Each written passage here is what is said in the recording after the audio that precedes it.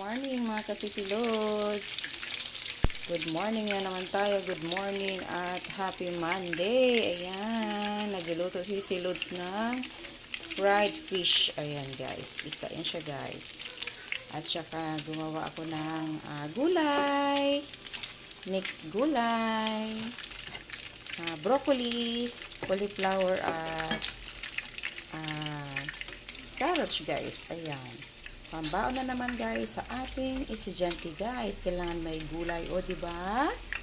So kailangan ng gulay ng ating mga anak. So ayan guys, naluto ko na siya. Ayan, tapos ko na siyang naigisa. Tapos ito ay ayan guys. Ito na lang ang aking piprituhin. Tapos ito ay malapit nang maluto. So ayan. Thank you guys for watching. Bye-bye. Happy morning.